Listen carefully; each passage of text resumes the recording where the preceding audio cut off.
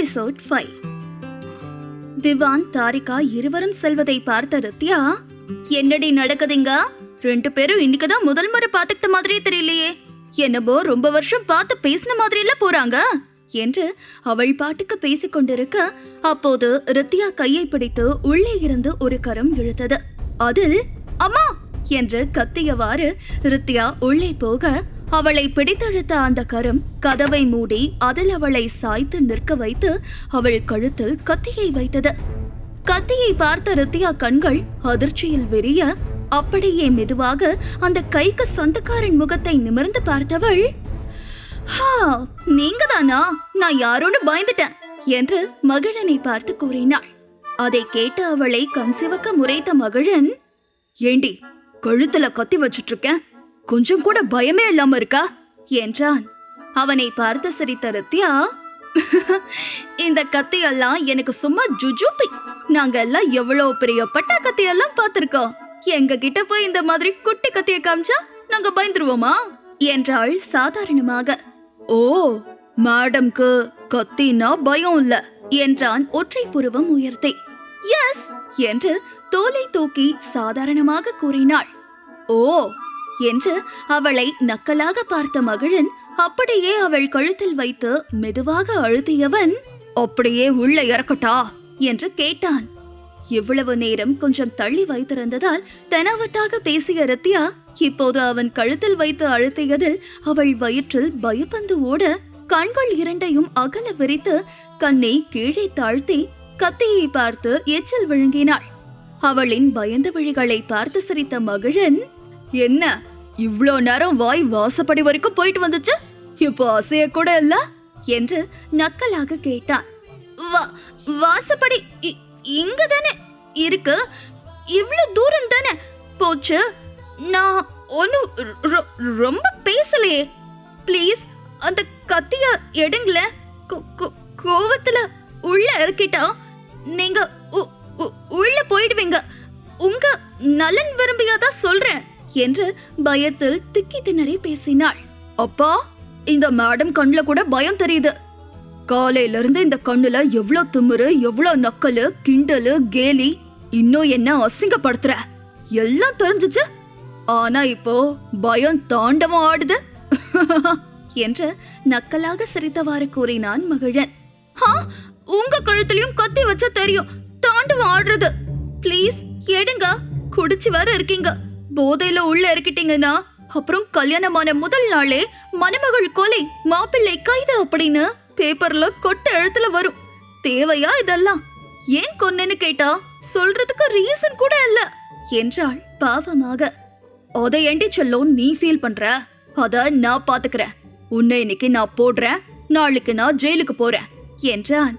இல்ல இல்ல, நீங்க இன்னைக்கு என்ன போட்டா இன்னைக்கே ஜெயிலுக்கு போயிடுவீங்க என்றாள். அதை கேட்டு அவளை முறைத்த மகிழன், கழுத்துல கத்தி இருக்கும் போது கூட உன்னோட திமிரு போகுதா பாரு என்று இன்னும் கொஞ்சம் அழுத்தினான். ஐயோ வேண்டாம் வேண்டாம், என்னோட செல்ல புருஷன்ல, என்ன விடுங்களேன் என்று சத்தமாக கத்தியவள், ஐயோ போதைய போட்டுட்டு வந்து இப்படி ராவடி காட்டுறானே, இப்போ நான் என்ன பண்ணுவேன் என்று முணுமுணுத்தாள். என்னோட கால்ல விழு என்றான் மகிழன். அதை கேட்டு கண்கள் விரிய அவனை பார்த்தவள், என்ன என்று கேட்டாள். உன்னை நான் விட என்ன பண்றதுன்னு கேட்டல்ல, அதுக்கு என்னோட கால்ல விழு, உன்னை விடுறேன் என்றான் திமிராக. அப்போ நான் மெதுவா சொன்னது கேட்டுடுச்சு. ஓ, காலில விழுந்தா என்ன விட்டுடுவீங்க அப்படிதானே என்று கேட்டாள். ஆமா, உங்களை விட்டுட்டு நான் போயிடுறேன், எனக்கு இந்த கல்யாண வாழ்க்கை வேண்டாம் அப்படின்னு சொல்லி என்னோட கால்ல விழுந்து கெஞ்சு, நான் உன்னை விடுறேன் என்றான் மகி. ஓ சரி சரி, செய்றேன் என்று உதட்டின் ஓரம் சிரித்த ரித்யா மெதுவாக தன் கையை தூக்கி அவன் முகத்தின் அருகில் கொண்டு வந்து விரல்கள் பூ போல வளைத்து வளைத்து ஆட்டி காண்பித்தாள்.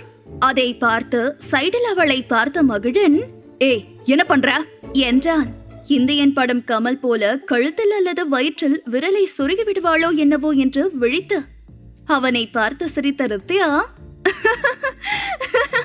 நீ என்னோட கழுத்துல இருந்து கத்தியை எடுக்க நான் உங்க காலில் விழுந்து கெஞ்செல்லாம் வேண்டாம், எனக்கு இந்த ஒரு விரலே போதும் என்று ஆள்காட்டி விரலை அவன் முன் காண்பித்து கூறினாள். அதை பார்த்து அவளை ஒரு லுக்கு விட்ட மகிழன், என்ன பண்ண போற என்று கேட்டான். சொல்றேன் செல்லக்குட்டி என்றவள் அந்த விரலை அவன் முகத்தின் அருகில் கொண்டு சென்று அவன் நெற்றியிலிருந்து மெதுவாக வருட தொடங்கினாள்.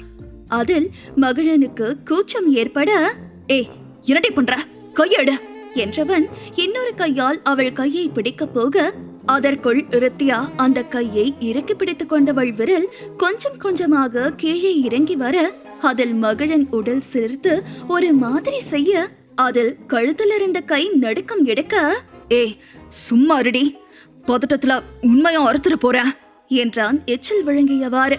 பரவாயில்ல மகிச்செல்லம், நீ அறுத்துடு, புருஷன் கையால செத்த பாக்கியம் எனக்கு கிடைக்கட்டும் என்று கிரக்கமாக கூறியவள் விரல் அவன் கன்னத்தில் கோலம் போட்டு அப்படியே அவன் உதட்டில் வந்து நின்று அவன் உதட்டில் விளையாடியது. ஏ ஏ என்னடி பண்ற, இதெல்லாம் தப்படி என்றான். நான் உன்னோட பொண்டாட்டி செல்லம், இது எல்லாம் தப்பல்ல, வா விளையாடலாம் என்றாள் மேலும் கிரக்கமான குரலில்.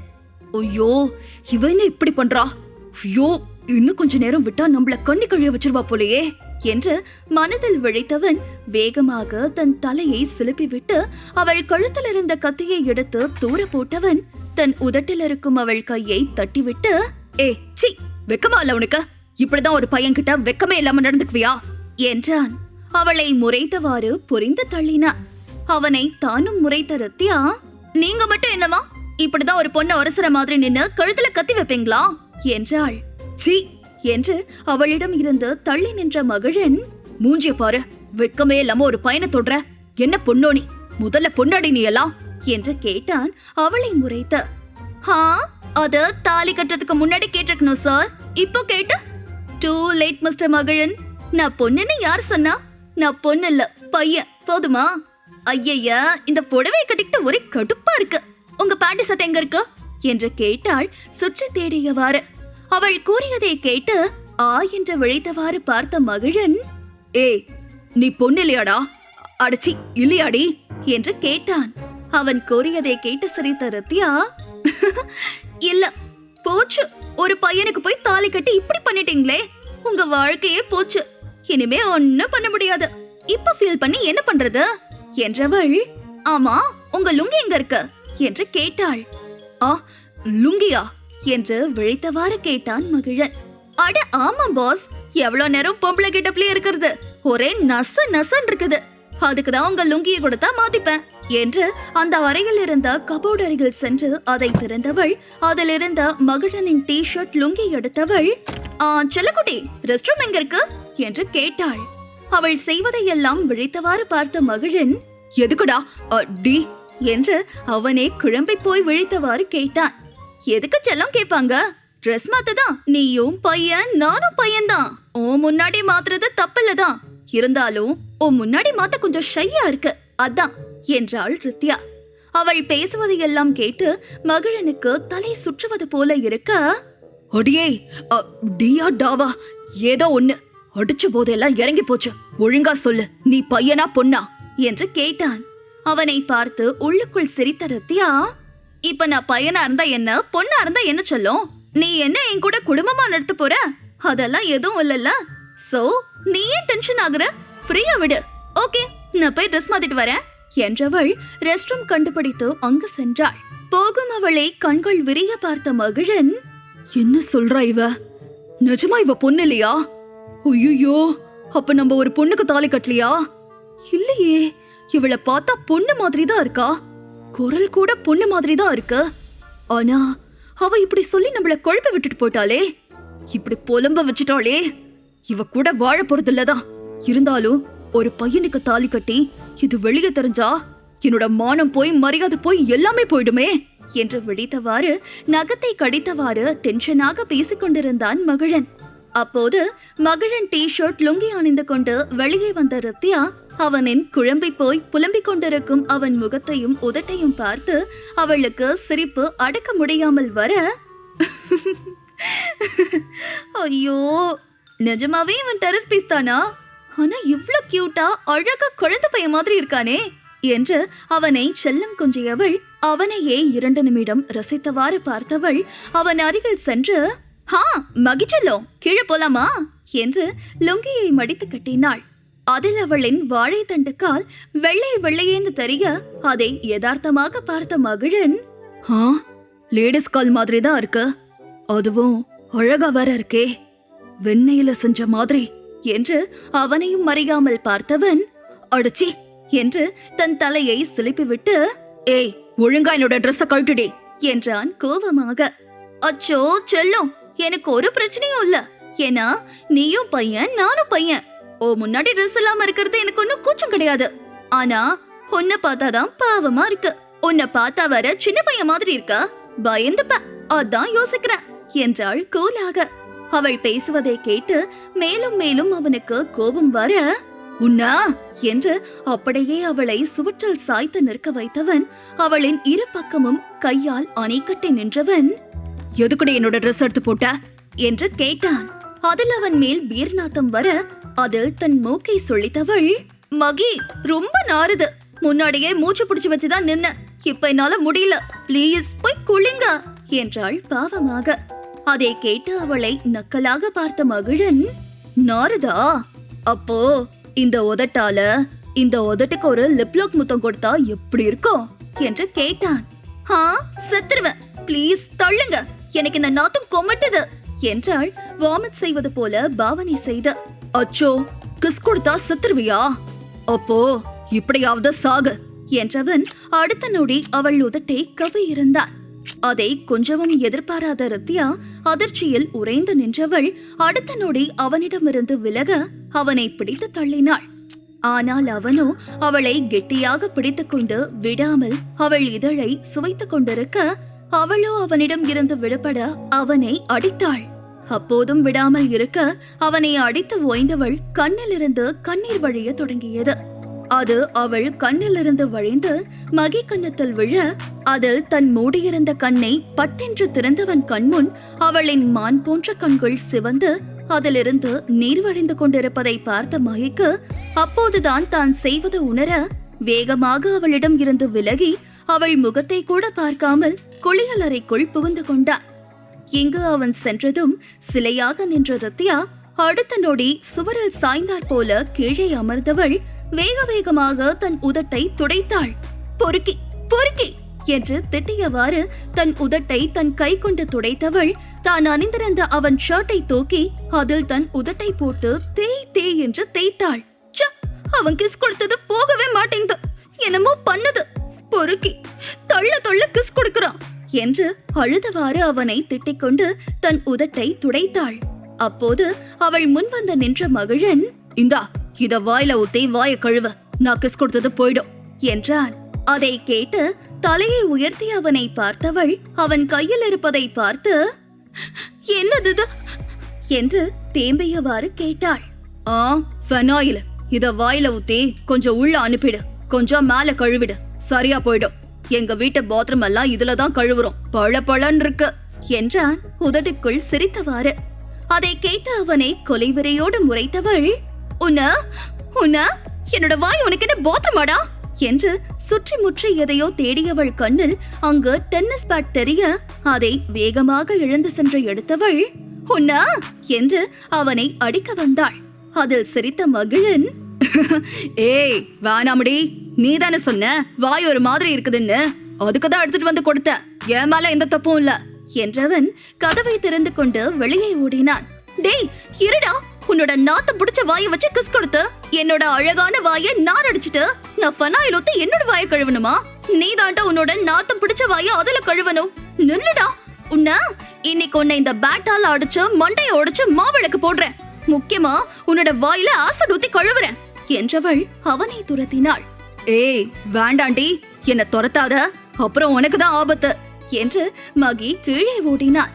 எனக்கு என்னடா ஆபத்து, என்னை பார்த்தா உனக்கு எப்படி தெரியுது என்று அவளும் அவனை துரத்தி கொண்டு கீழே ஓடினாள். இருவரும் ஓடி வருவதை பார்த்து அனைவரும் என்னவோ ஏதோவென்று பார்க்க ரத்யா வரும் கோலத்தை பார்த்து உலகரசி, சக்திவேல், தாரிகா மூவரும் அதிர்ச்சியாக பார்க்க அறிவழகன், மாதவி, திவான் மூவரும் மகிழின் முகத்தில் இருக்கும் சிரிப்பை பார்த்து தாங்களும் சிரித்தனர். மற்ற சொந்தம் எல்லாம் பக்கத்தில் தான் என்பதால் எல்லாம் அவரவர் இல்லம் சென்று விட்டனர். மகி, ஒழுங்கா நில்லு, இல்ல அடி சேதாரம் எல்லாம் அதிகமா இருக்கும் என்று மகிழனை துரத்தினாள் ரித்யா. முடிஞ்சா என்ன பிடிச்சு அடிச்சுக்கோடி என்று அவனும் சிரித்தவாறு ஓடினான். என்னங்க, என்ன இவ இப்படி ஓடிட்டு இருக்கா, அதுவும் இந்த மாதிரி ட்ரெஸ் போட்டுக்கிட்டு? ஐயோ கருமம் கருமம், மானம் போகுது. ஏந்தா இப்படி மானத்தை வாங்குறாளோ, அண்ணாவும் மாதவியும் என்ன நினைப்பாங்களோ என்று சங்கடமாக கூறிய உலகரசி, ஏய் தாரிகா, போய் அவளை பிடிச்சு இழுத்துட்டு வாடி என்று அவள் தோளில் தட்டினாள். ஆ போறேம்மா என்று தாரிகா வேகமாக சென்று தன் அக்காவை பிடித்தவள், அக்கா வாக்கா என்றாள். ஏய் என்ன விடுடி, இன்னைக்கு அவனை உண்டு இல்லன்னு பண்ண போறேன். அவன் என்ன பண்ணான் தெரியுமா என்று தன் தங்கையிடமிருந்து விடுபட முயற்சி செய்தவாறு கூறினாள் ரித்யா. ஆ நான் என்ன செஞ்சேன்னு சொல்லுடி என்று மாதவி அருகில் சென்று அவர் தோளில் கையை போட்டு சிரித்தவாறு கூறினான் மகிழன். அது அது பொறுக்கி என்று அவனை முறைத்தாள் ரித்யா. அப்போது உலகரசி பக்கத்தில் ரித்யாவை இழுத்து வந்திருக்க, ஏய் என்னடி பேச்சுத, மாப்பிளைய பொறுக்கின்னு சொல்லிட்ட என்று அவளை ஒரு அடி வைத்தவர், முதல்ல என்னடி ட்ரெஸ் இது, யாரோடது என்று கேட்டார். ஆ அம்மா என்று முகத்தை சுருக்கி அவர் அடித்த இடத்தை ரித்யா தேய்க்க, ஏ உலகரசி, புள்ளையை எதுக்கு அடிக்கிற என்று ரித்யா அருகில் வந்த மாதவி, இது அவளோட புருஷ சட்ட லுங்கிதான், அவளுக்கு இல்லாத உரிமையா, போட்டுட்டு போறா விடு, இதுக்கு போய் புள்ளைகிட்ட கோவிச்சுக்கிட்டு என்றவர் தன் மருமகளை தன் தோளோடு அணைத்து, இது உனக்கு நல்லா இருக்குடா கண்ணு என்றார். அதை கேட்டு ரித்யா சிரிக்க, ஏன் இருக்காது, இவங்க பையன் தானே, பையனுக்கு பையன் ட்ரெஸ் நல்லாதான் இருக்கும் என்று தன் அம்மா அருகில் வந்து அவர் கழுத்தில் கையை போட்டு அணைத்தவாறு கூறினான் மகிழன். ஆ பையனா என்று மொத்த குடும்பமும் அதிர்ச்சியாக பார்க்க ரித்யா விழித்தவாறு பார்த்தாள்.